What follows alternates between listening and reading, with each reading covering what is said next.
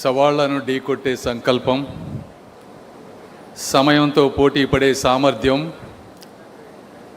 ఆంధ్రప్రదేశ్ అభివృద్ధిలో అలుపెరగని ప్రయాణం పోరాటం చేస్తున్నటువంటి మాన్యశ్రీ గౌరవ ముఖ్యమంత్రి శ్రీ నారా చంద్రబాబు నాయుడు గారికి విమర్శలను ఎదిరించినటువంటి ధైర్యం, పెట్టుబడి సునామీని సృష్టించినటువంటి పనితనం, వ్యక్తిగా మొదలై వ్యవస్థగా ఎదిగినటువంటి శ్రీ నారా లోకేష్ గారికి వినయం, విధేయత, వ్యక్తిత్వం కలగలిసిన టీడీపీ అధ్యక్షులు శ్రీ పల్లా శ్రీనివాస్ గారికి అంకిత భావం, క్రమశిక్షణ, చిత్తశుద్ధి, నరంలో ప్రతి స్వరంలో నింపుకున్న తెలుగుదేశం పార్టీ కార్యకర్తలకు, నాయకులకు నా హృదయపూర్వక నమస్కారాలు.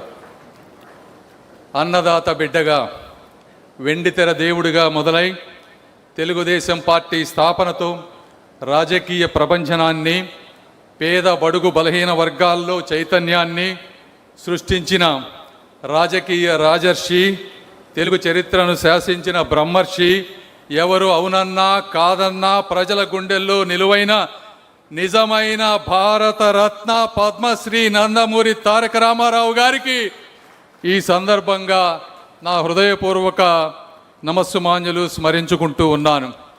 చరిత్రలో కొన్ని ఘట్టాలు వస్తాయి.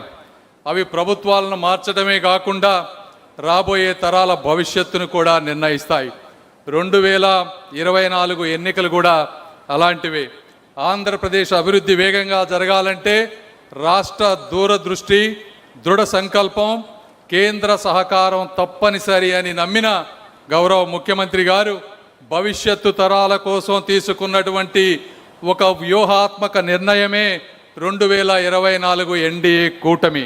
విచ్ఛిన్నమైనటువంటి ఒక రాష్ట్రాన్ని మళ్ళీ దేశంలోనే ఒక అగ్రగామిగా నిలబెట్టే పునర్నిర్మాణ మహాయజ్ఞం. ఈ కూటమి ప్రభుత్వ లక్ష్యాలు స్పష్టం. కోల్పోయిన పెట్టుబడులను మళ్ళీ తీసుకురావటం, నిలిచిపోయిన ప్రాజెక్టులకు మళ్ళీ ప్రాణం పోయటం, ప్రతి కేంద్ర రూపాయిని కూడా రాష్ట్ర అభివృద్ధిగా మార్చటం, యువత మళ్ళీ తమ కలలను ఆంధ్ర నేలపై నిర్మించుకునే విధంగా చేయటం మన ప్రభుత్వ లక్ష్యాలు. మన హక్కులను మనం సగర్వంగా సాధించుకుంటూ కేంద్రం నుంచి మునుపెన్నడూ లేని విధంగా నిధుల ప్రవాహాన్ని తెచ్చుకుంటూ ఒక సరికొత్త విజయ ప్రస్థానాన్ని మనం మొదలుపెట్టాం. ఈ మహాసంకల్ప యాత్రలో మొదటి అడుగు 5 అక్షరాల్లో నిండిపోయిన 5 కోట్ల ఆంధ్రుల కళ అమరావతి. అమరావతి మనం వచ్చిన వెంటనే 15,000 కోట్ల రూపాయలు కేంద్ర బడ్జెట్లో పెట్టారు. అందులో 13,500 కోట్లు బ్యాంకుల ద్వారా గ్రాంట్, 1,500 కోట్ల రూపాయలు కేంద్ర ప్రభుత్వ నిధి నుంచి మనకి ప్రామిస్ చేస్తే ఇప్పటికే 7,100 కోట్ల రూపాయలు రిలీజ్ అయినాయి. రేపటి తరం గర్భపడే విధంగా ఒక అద్భుత ప్రపంచ స్థాయి నగరంగా ఈ అమరావతి రూపాంతరం చెందబోతా ఉంది. మళ్ళీ చరిత్రలో ఎవరు కదిలించలేని విధంగా, పెట్టుబడిదారుల విశ్వాసాన్ని దెబ్బతీయకుండా, రైతుల త్యాగాలకు శాశ్వత భరోసాగా నిలిచే విధంగా దేశంలో దాదాపు అన్ని రాజకీయ పార్టీలను ఒకే ఒక్క పార్టీ తప్పించి వాటన్నిటి మద్దతుతో సాధించుకున్న అమూల్యమైన చట్టమే అమరావతికి చట్టబద్ధత. అమరావతి చరిత్రలో ప్రజల ఆకాంక్షలకు వ్యతిరేకంగా నిలిచిన ఏకైక నాయకుడిగా జగన్మోహన్ రెడ్డి గారు నిలిచిపోతూ ఉన్నారు. అది వాళ్ళు గుర్తించుకోలేకపోయారు. సంఖ్యలతో వాళ్ళు అమరావతిని బంధిస్తే ఒక సంకల్పంతో అమరావతిని సాధించామని చెప్పి మీ అందరికీ నేను తెలియజేసుకుంటా ఉన్నాను. రెండవది పోలవరం. గోదావరి జలాలు సముద్రంలో కలవకుండా రైతన్నల జీవితాల్లో కలవాలనేటువంటి ఏకైక లక్ష్యంతో ప్రారంభమైనటువంటి ప్రాజెక్ట్ ఈ పోలవరం. పోలవరం ప్రాజెక్టు పూర్తయితే 7 లక్షల ఎకరాలకు ఇప్పటి వరకు సాగులోకి రాకుండా ఉన్నటువంటివి, అదేవిధంగా ఇప్పుడు సాగు చేస్తూ రెండో పంటకి ఉపయోగం లేనటువంటి 23 లక్షల ఎకరాలు, అంటే మొత్తం 30 లక్షల ఎకరాలు సస్యశ్యామలం అయ్యి నీటి స్థిరీకరణ జరిగి రైతులకు ఆదాయం పెరిగేటువంటి అవకాశం. 540 గ్రామాలలో స్వచ్ఛమైన శుద్ధమైన మంచినీరు వచ్చేటువంటి అవకాశం. ఎందుకంటే ఒక గుంటూరు ప్రాంతంలో తీసుకుంటే 3 లక్షల ఎకరాల ఆయకట్టు ఉంటే 3 లక్షల ఎకరాల్లో మొదటి పంట పండుతుంది. కేవలం 150,000 ఎకరాల్లో మాత్రమే రెండో పంట పండుతుంది. అంటే ఇంకా 150,000 ఎకరాల్లో రెండో పంట పండితే 40,000 రూపాయలు పైగా రైతుల్లో ఆదాయం పెరుగుతూ ఉంది. ఎందుకంటే ఆ రోజు పట్టిసీమ కట్టినప్పుడు ఎకరానికి 30 బస్తాలు పండే వరి పట్టిసీమ చంద్రబాబు నాయుడు గారు కట్టిన తర్వాత 40-45 బస్తాలు పండుతూ రైతుల్లో ఆదాయం పెరిగినటువంటి పరిస్థితి. ఇలాంటి బృహత్తరమైనటువంటి కార్యక్రమాన్ని అర్థం చేసుకొని ఆ రోజు 2014లో మన గవర్నమెంట్ వచ్చిన తర్వాత 7 మండలాలు, తెలంగాణలో ఉన్నటువంటి 7 మండలాలని ఆంధ్రప్రదేశ్లో కలిపితే తప్పి నేను ప్రమాణ స్వీకారం చెయ్యను అని చెప్పినటువంటి వ్యక్తి నారా చంద్రబాబు నాయుడు గారు. నెల నెల రివ్యూలు పెట్టారు. కేంద్రంలో ఎక్కడెక్కడ అడ్డంకులు ఉన్నాయో మంచి మంచి అధికారులను పెట్టి 70% వర్క్స్ కంప్లీట్ చేసి 2019లో వారికి అప్పచెప్తే వారు చేసినటువంటి నిర్లక్ష్యం, కాలయాపన ఈ ఆంధ్ర ప్రజలు క్షమించేటువంటి విషయం కాదు. కాంట్రాక్టర్లను మార్చారు, మంచి ఉద్యోగుల్ని మార్చారు. డయాఫ్రమ్ వాళ్ళు చెడిపోయే వరకు దాని విలువ తెలియకుండా చేసి 5 సంవత్సరాల్లో కనీసం 5% వర్క్స్ కూడా చేయకుండా వేల కోట్ల రూపాయలను దారి మళ్లించారు. మళ్ళీ మనం 2024లో వచ్చాం. వచ్చిన వెంటనే మళ్ళీ ప్రాజెక్ట్ కాస్ట్ ఎస్టిమేట్ చేయించాం. 36,000 కోట్ల రూపాయలు మళ్ళీ రీఎస్టిమేట్ చేశారు. ఇందులో ఇంకా దీన్ని పూర్తిగా ప్రారంభించాలంటే 12,000 కోట్ల రూపాయలు కావాలన్నారు. అంతర్జాతీయ నిపుణులతో డయాఫ్రమ్ వాల్ని చెక్ చేపించి మళ్ళీ దాన్ని పట్టాల మీదకి తీసుకొచ్చి ఇచ్చిన 12,000 కోట్ల హామీల్లో ఇప్పటికే 7,000 కోట్ల రూపాయల వరకు రిలీజ్ చేశారు. అప్పుడు 70 జగన్మోహన్ రెడ్డి గారు 5% పనిచేశారు.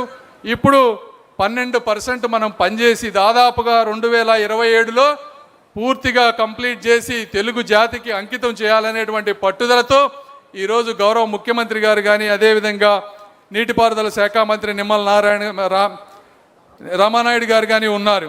ఇటువంటి ఆంధ్రుల జీవనాడి అయిన పోలవరాన్ని 5 సంవత్సరాలు సాగదీసిన జగన్మోహన్ గారు ఎక్కడ, 5 నెలల్లో అడ్డంకులన్నీ తొలగించి పరుగులు పెట్టించిన మేమెక్కడా అని మీ అందరూ తెలుసుకోవాలనుకుంటా ఉన్నాను. మూడవది వైజాగ్ స్టీల్ ప్లాంట్, విశాఖ ఉక్కు, వేల కుటుంబాల ఊపిరి, 1,00,000 మంది కార్మికుల చెమటతో ప్రజల పోరాట పటిమతో స్థాపించుకున్న ఆంధ్రుని హక్కు ఈ విశాఖ ఉక్కు. ఇలాంటి 2019, 2024 మధ్య రా మెటీరియల్స్ లేకపోవటం వల్ల, ఉన్న కెపాసిటీని ఉపయోగించుకోలేకపోవటం వల్ల విపరీతమైనటువంటి నష్టాలలోకి వచ్చి ఉక్కు కర్మాగారం మూతపడేటువంటి స్థితికి వచ్చింది. వేలాది కార్మికుల గుండెల్లో భవిష్యత్తుపై భయాన్ని నింపింది. అలాంటిది 2024లో మనం వచ్చిన తర్వాత అర్ధరాత్రి, నాకు ఆ సంఘటన ఈ రోజు కూడా గుర్తుంది. నిర్మలా సీతారామన్ గారు రాత్రి 12 గంటలకు ఫ్లైట్ దిగి వస్తే 1 గంటకి finance minister, steel minister Chandrababu Naidu గారితో కూర్చొని 11,400 కోట్ల రివైవల్ ప్యాకేజీ తీసుకొచ్చామంటే ఇది తెలుగుదేశం ఘనత అని మీ అందరికీ నేను తెలియజేస్తా ఉన్నాను. అవే కాకుండా స్టేట్ నుంచి ఇవ్వాల్సినటువంటి వాటర్, పవర్, ట్యాక్సెస్ అన్నీ రిలీవ్ చేసి ఈ రోజున 3వ బ్లాస్ట్ ఫర్నెస్ను కూడా స్థాపించి మొట్టమొదటిసారిగా మళ్ళీ 50 కోట్ల రూపాయల ప్రాఫిట్ని తీసుకొచ్చేటువంటి పరిస్థితిని కూడా స్టీల్ ప్లాంట్ని తీసుకొచ్చామని మీ అందరికీ తెలియజేస్తా ఉన్నా.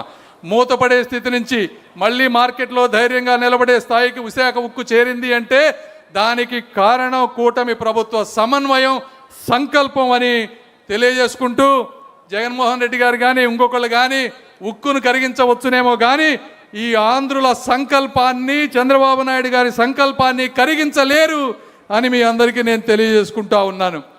అదేవిధంగా ఈ పథకాలు తీసుకుంటే సెంట్రల్ స్పాన్సర్డ్ స్కీమ్స్, ఈ దేశం అభివృద్ధి చెందాలని విస్తృతమైనటువంటి నిపుణులతో అనేక కమిటీలు వేసి ప్రతి రంగానికి, ప్రతి వ్యవస్థకి, ప్రతి వ్యక్తికి కూడా స్కీమ్స్ను పెట్టి అనేక సెంట్రల్ 60-40 కానీ 50-50 భాగస్వామ్యంతో అనేకమైనవి తీసుకువచ్చారు. ఆ రోజు మనం 2014-19లో ఉన్నప్పుడు జాతీయ ఉపాధి హామీ పథకాన్ని ఉపయోగించుకొని ఆ రోజు నారా లోకేష్ గారు ముఖ్యమంత్రిగా, మన పంచాయతీరాజ్ శాఖ మంత్రిగా ఉన్నప్పుడు ప్రతి గ్రామంలో, ప్రతి SC/ST కాలనీలో, ప్రతి BC కాలనీలో సిమెంట్ రోడ్లు వేయించిన ఘనత కూడా మనమే తెలియజేస్తా ఉన్నాను.